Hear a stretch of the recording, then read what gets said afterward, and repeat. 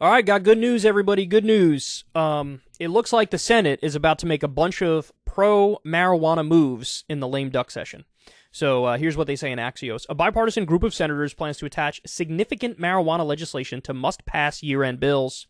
The group, led by Senate Majority Leader Chuck Schumer, has the Justice Department's blessing for legislation letting cannabis companies access banking institutions and creating grants for state expungement of past marijuana convictions. So, now you guys know there's a bunch of states where weed is legal, but since weed is still illegal federally, they're in a weird position because they can't use any of the banking system because they don't want to, run into any issue with federal law enforcement. So you've had, these stories of these giant trucks and these armed guards that need to take the cash and, bring them places because even though it's legal in, say, California, it's illegal at the federal level. So this is them saying we need to change this. It's ridiculous, this contradiction between federal law and state laws.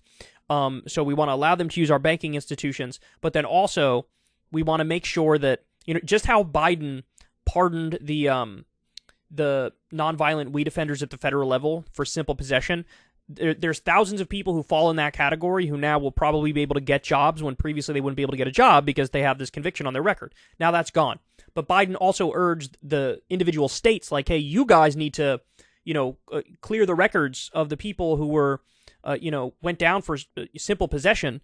And because it's mostly at the state level is where these arrests happen.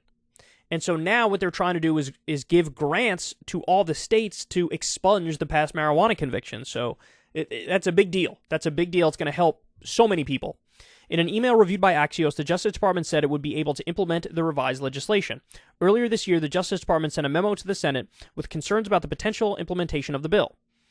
The targeted legislation is the result of the pairing of two bills, Secure and Fair Enforcement Banking Act, the SAFE Act, and the Harnessing Opportunities by Pursuing Expungement Act, the HOPE Act, that would attract both conservatives and progressives across Congress. The latest changes to the bill ensure that the legislation does not unintentionally make it harder for law enforcement to prosecute other crimes involving other drugs or money laundering. Schumer and the bipartisan group plan to attach this legislation to a must-pass year-end bill like the annual National Defense Authorization Act. By the way, let me pause here to tell you guys, Ro Khanna is trying to get $15 minimum wage in the National Defense Authorization Act. So hopefully he succeeds on that front, because if he gets that in there and, slyly raising the minimum wage, that'd be phenomenal. Schumer and Senator Jeff Merkley have been working with Republicans for months, including Senators Steve Daines, Rand Paul, and Dan Sullivan.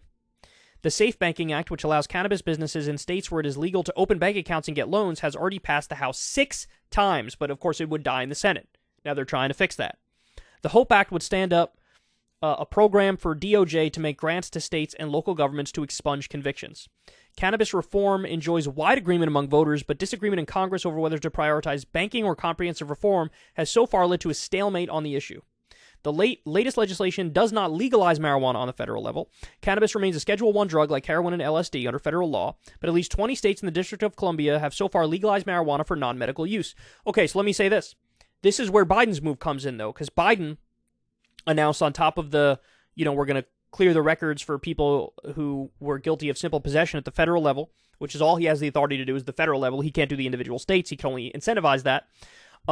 He also said, we're going to move to deschedule marijuana or, change the scheduling of marijuana. And so at some point, probably in the near future, it's going to go from Schedule 1 to Schedule 3 or off the schedule list completely or whatever the fuck, right? So we'll take a giant leap on that as well, because you might effectively legalize it everywhere or at the very least decriminalize it everywhere with just that move.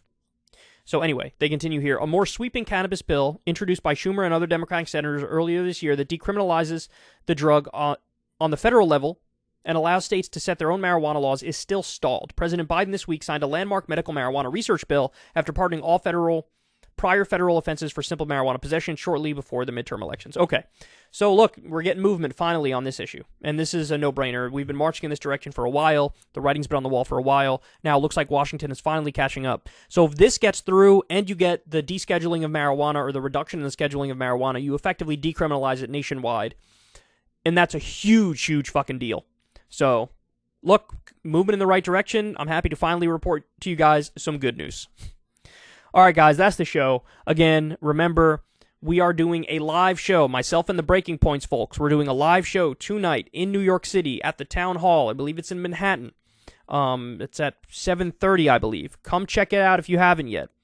If you haven't bought tickets, this is your last chance. It's happening tonight, and tomorrow we will be in Boston, another live show.